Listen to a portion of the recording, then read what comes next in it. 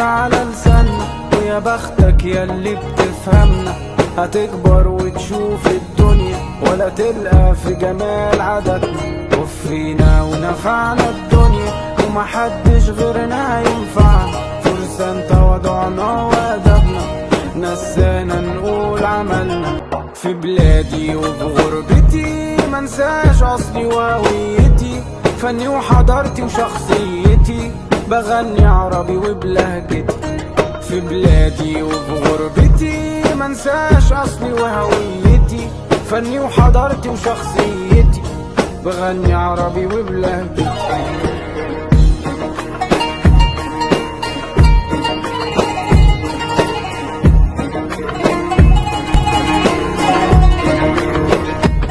المتحف المصري الكبير افتتح قاعاته الرئيسية بعد ما كان فاتح بس الدرج العظيم والمدخل الرئيسي لتمثال الملك رمسيس وأجزاء العرض المخصصة لتقنيات الملك توت عنخ آمون.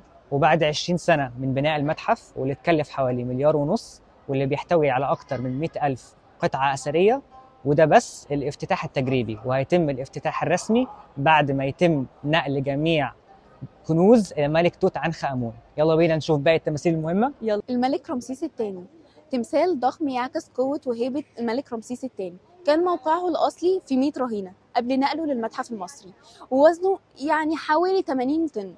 ويعتبر الملك رمسيس الثاني هو المدخل الرئيسي للمتحف المصري. طب عارفين ان الملك رمسيس الثاني اتنقل اكتر من مرة؟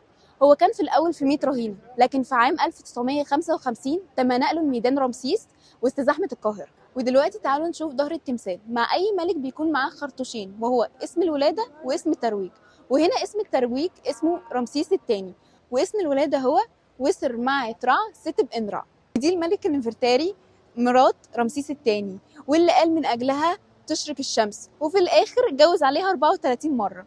وبالنسبة لرجليه إن الرجل الشمال ممتدة عن اليمين ده معناه وضع الحياة. وبالنسبة اللي هو ماسك في إيديه الاتنين ورديتين برديتين ده معناه عقد الشمال والجنوب، واللي هو استغفر الله العظيم من شروط إن هو يدخل الجنة.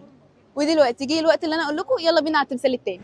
وده بقى سمسورة الأول، بيمثل واحد من الملوك الدول الوسطى، وهو أول الملوك اللي بنى معبد الكرنك واشتهر بتطوير العمارة والفن في فترة عهده.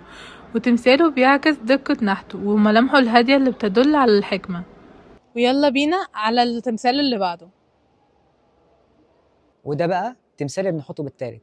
الملك ابن حتب الثالث كان من أعظم ملوك العصر الحديث، وكان بيطلق عليه الملك الذهبي. ابن حتب كان الحاج متولي في نفسه، كان بيتجوز الأميرات من البيوت المالكة في الدول المجاورة عشان ينمي التجارة والعلاقات الدبلوماسية. بس ده برضه ما يمنعش إن الملكة تي أم العيال بالنسبة له هي الأهم، واللي اتجوزها بعد 2 من توليه العرش، بالرغم إنها ما كانتش من عيال الملكة، وده كان ضد التقاليد بتاعتهم، وده كان ممكن يخليه يسقط من عرشه. بس الكهنة قدروا يوصلوا للحل إنهم يضحكوا بيه على الشعب ويقولوا لهم إن الملك ابن حتب الثالث يبقى ابن الإله آمون، وده يقدر يخليه يتجوز اللي تعجبه. يلا بينا نروح على التمثال اللي بعده. ودول تمثالين الملكة بطلمية والملك بطلمي، وتم العثور عليهم في قاع البحر المتوسط. والملكة البطلمية عرفت بأنها حامية البحارة. وكده انتهت رحلتنا للمتحف المصري الكبير، واتمنى تكونوا استمتعتوا معانا، واستنونا في رحلة جديدة من تيم شبابيك.